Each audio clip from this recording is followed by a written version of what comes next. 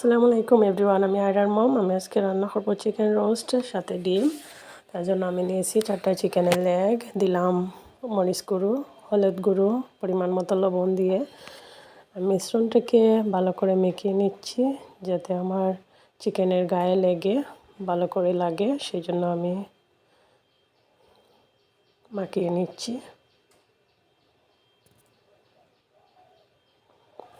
আমি এগুলো মাখিয়ে নেওয়া শেষ হয়ে গেলে 5 থেকে 6 মিনিট এভাবে রেখে দেব।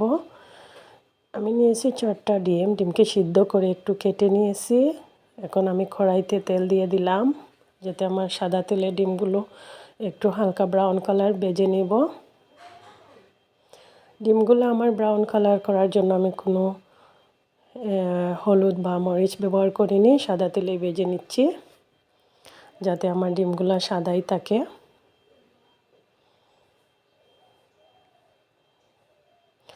ডিমের কালারটা ঠিক রাখার জন্য আমি কোনো পরে হলুদ গুঁড়ো ব্যবহার করিনি। আমি সাদা তেলে ভেজে নিচ্ছি, উল্টে পাল্টে দিচ্ছি। দেখুন বন্ধুরা, আলহামদুলিল্লাহ আমার ডিমের কালারটা প্রায় ব্রাউন কালার হয়ে যাচ্ছে।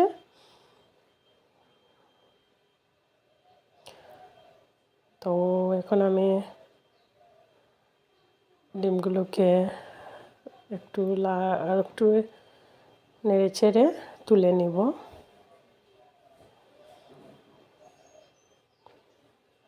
আলহামদুলিল্লাহ কালারটা সুন্দর আসছে, তাই আমি ডিমগুলোকে তুলে নিচ্ছি। এখন আমি এই তেলে আমার রান্নাটুকু স্টার্ট করব। সেই জন্য আমি তেলের মধ্যে হালকা একটু মরিচ গুঁড়ো দিয়ে দিলাম যাতে আমার চিকেনটা ভাজার সময় কড়াইয়ের গায়েতে না লেগে যায়। একটু নেড়ে চেড়ে দিচ্ছি। আমি একটা চিকেন দিয়ে দিলাম, অন্য একটা চিকেন দিয়ে দিলাম।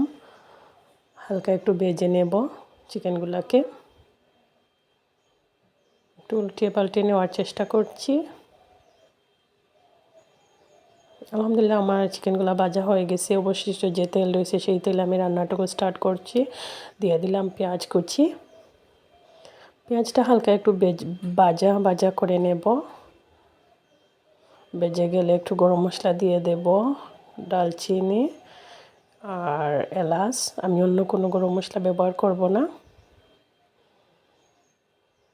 দুটা মিশ্রণ একটু ভাজা হয়ে গেলে আমি দেব আদা রসুনের পেস্ট। আমি একসাথে আদা রসুনকে পেস্ট করে রেখেছি ব্লেন্ডার করে।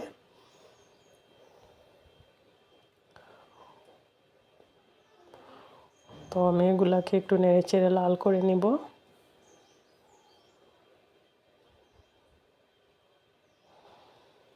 দেখুন বন্ধুরা, আমার মশলাটা প্রায় লাল হয়ে গেছে। আমি এখন দিয়ে দেব ব্লেন্ডার করা পেঁয়াজ, বাটা পেঁয়াজ, যাতে আমার রোস্টের মশলাটা একটু ঘন ঘন হয়, গ্রেভি হয়, সেই জন্য। তো আমি একটু ঢাকনা দিয়ে ঢেকে রাখবো। আমি দিয়ে দিছি লবণ, দিয়ে দেব হলুদের গুঁড়ো 1/2 চা চামচ। আমি মরিচের গুঁড়োটাও 1/2 চা চামচ দিয়ে দেব, কারণ আমি অল্প জালটাই পছন্দ করি রোস্টের মাঝে।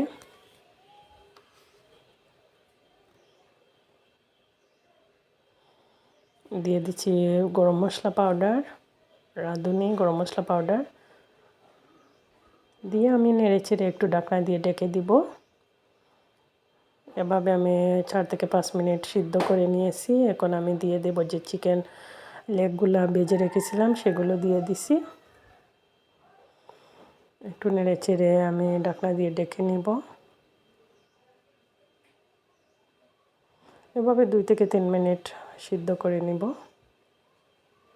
প্রায় সিদ্ধটা হয়ে গেছে। 2 থেকে 3 মিনিট পরে আমি আবার নেড়ে দিচ্ছি।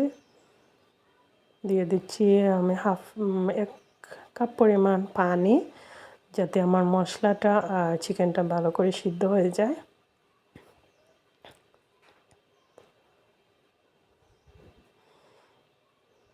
আলহামদুলিল্লাহ এই রান্নাটা অনেক স্বাদ হয়, খুব টেস্টি। আপনারা চাইলে বাসায় ট্রাই করেন। আমি এখন দিব দুধের পাউডার পাউডার দুধ আমি দিয়েছি 1.5 চামচ। একটু নেড়ে ছেড়ে দিচ্ছি।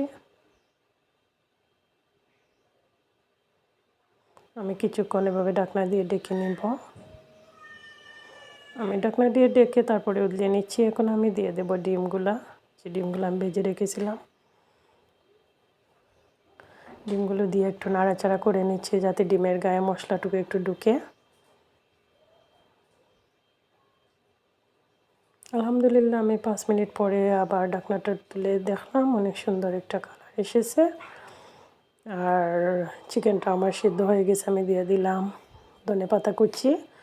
কেমন আছেন বন্ধুরা? দেখেন আমার রান্নাটা কি সুন্দর হয়েছে। আলহামদুলিল্লাহ আপনার বাসায় ট্রাই করতে পারেন। এটা আমার অনেক পছন্দের, আমার ফ্যামিলির সবাই অনেক পছন্দ করে। তো ভালো থাকবেন সবাই, সুস্থ থাকবেন। আসসালামু আলাইকুম।